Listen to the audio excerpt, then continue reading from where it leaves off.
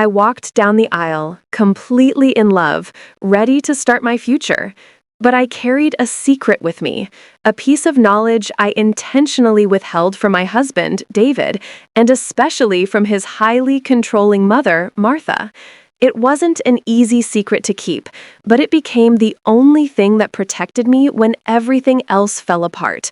Because when I got married, it saved me that I never told them the apartment we lived in was 100% mine.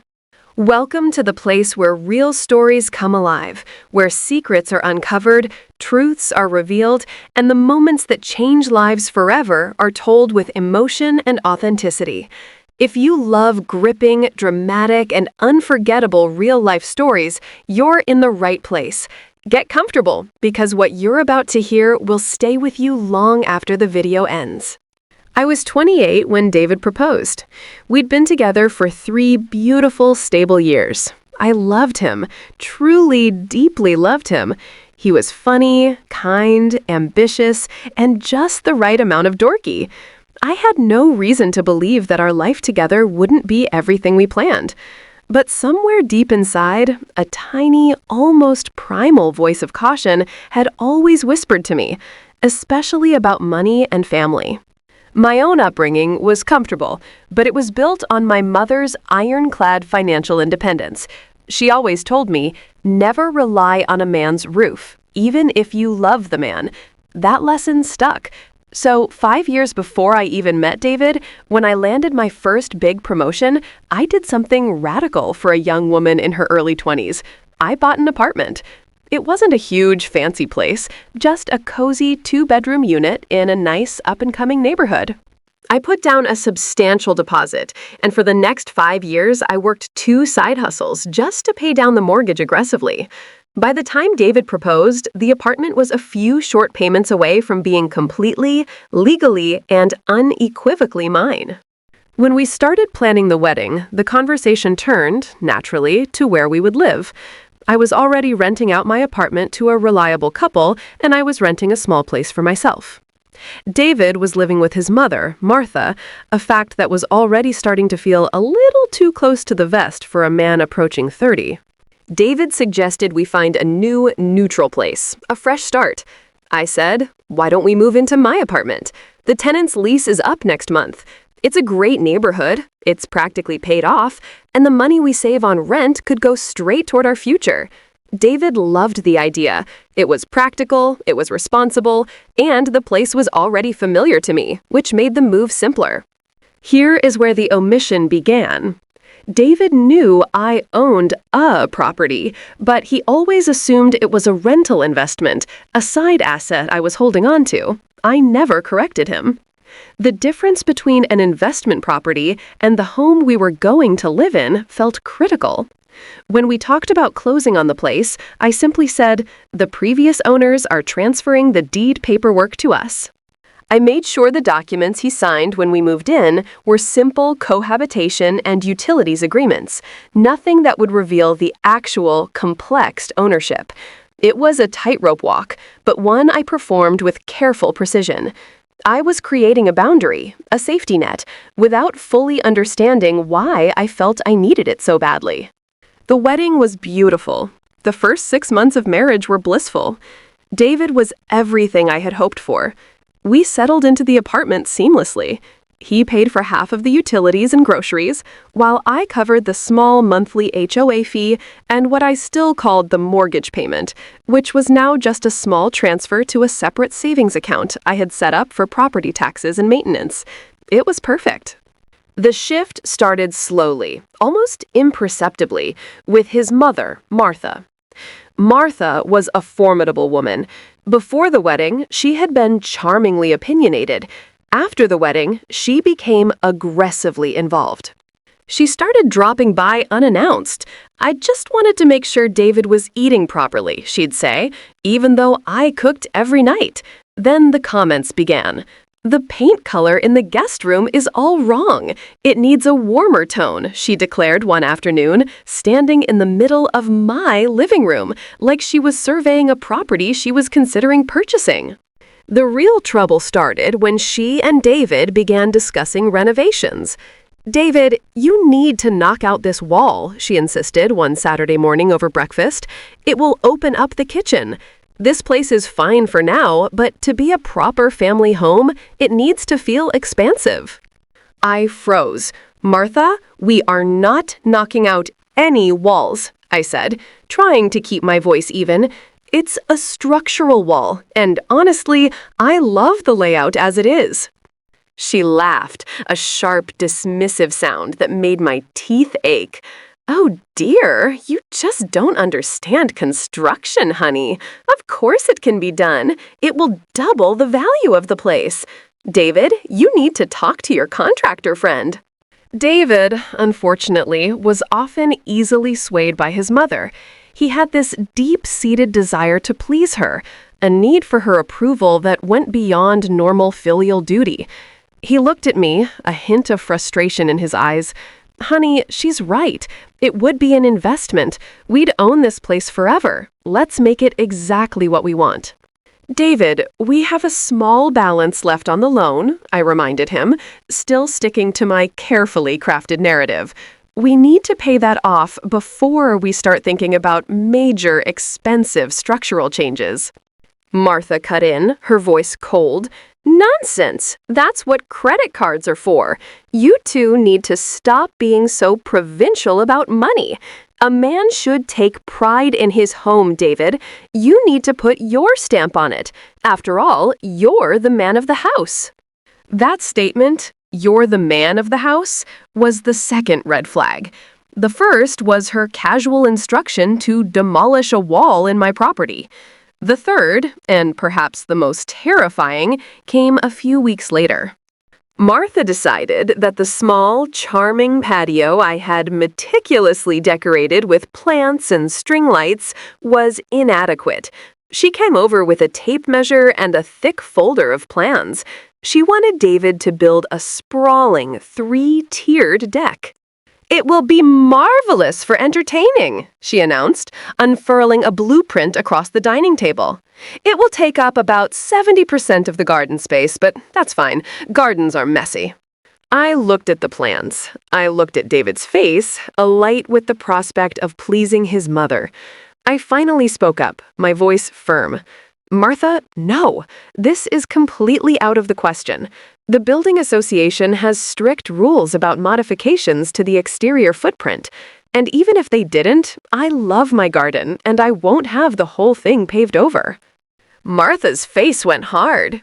"You love your garden? Don't be ridiculous, dear. It's time to grow up. This isn't a dollhouse. This is David's future. He needs a deck where he can grill and entertain his colleagues.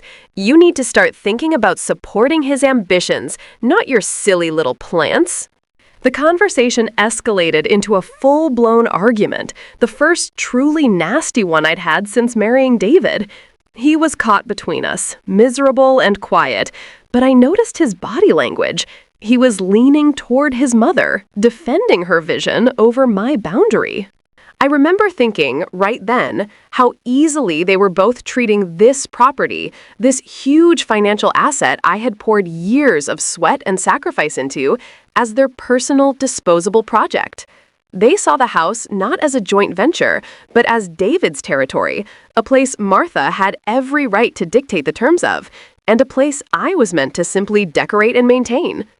If I had told them the truth, if I had said, "This apartment is 100% mine, I paid for it before I met either of you, and I own the title deed," what would have happened?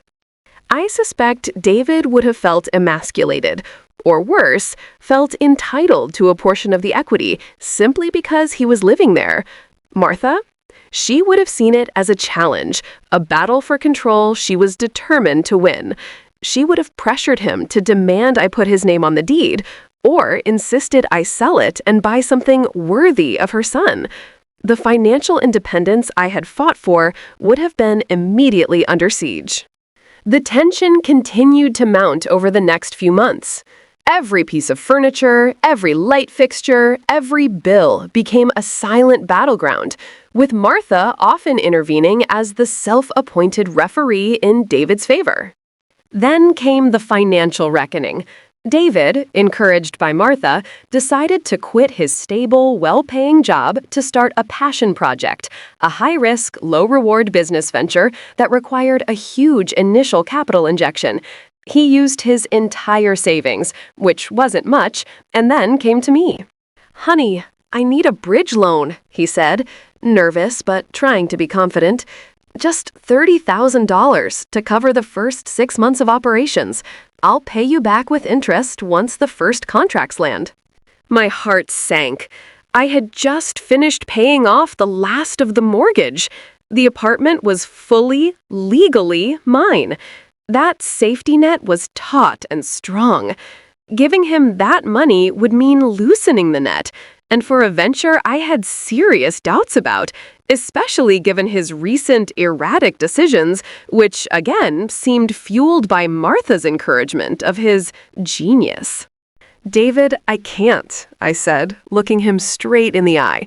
"That money is tied up in a long-term investment account I set up years ago. It's completely illiquid. I can't touch it without incurring massive penalties. We need that money for emergencies." He immediately went to Martha. Within an hour, she was on the phone, calling me, not David. "How dare you undermine my son?" she hissed into the phone. "He's building an empire, and you, his wife, are holding back a mere $30,000? You live in this home, David pays the bills, and you refuse to support his dream? That's not what a good wife does. Sell some of your little investments. Or, better yet, talk to David about using the apartment as collateral for a business loan. After all, you two own it together, right? It's your home." That was the moment the omission saved me. If the apartment had been in both our names, he could have, and likely would have with his mother's urging, forced a secured loan against the property. We could have lost the apartment before the marriage even hit its 3rd anniversary. The entire safety net would have been vaporized in a matter of weeks, not for an emergency, but for a risky, ill-advised gamble. But I had the paperwork. I had the deed. I had the truth, even if it was a secret. "Martha," I said, my voice dangerously quiet, "I am not taking out a loan against this property. That is not up for discussion.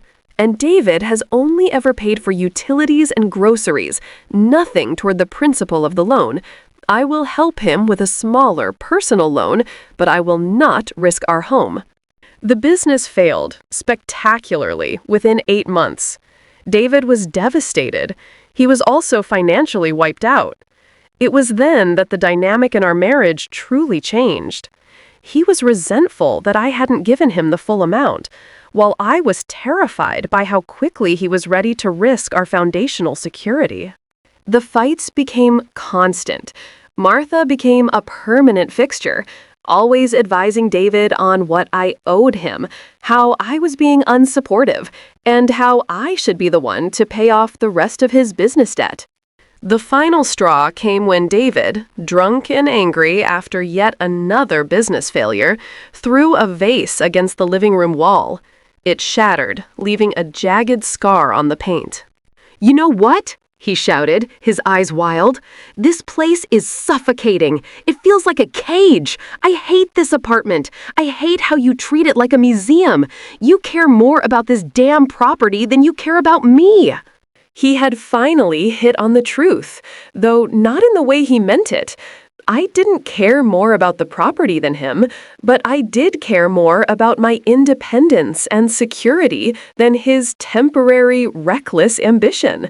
I cared that I had a safe place to land. The next morning, I calmly sat him down.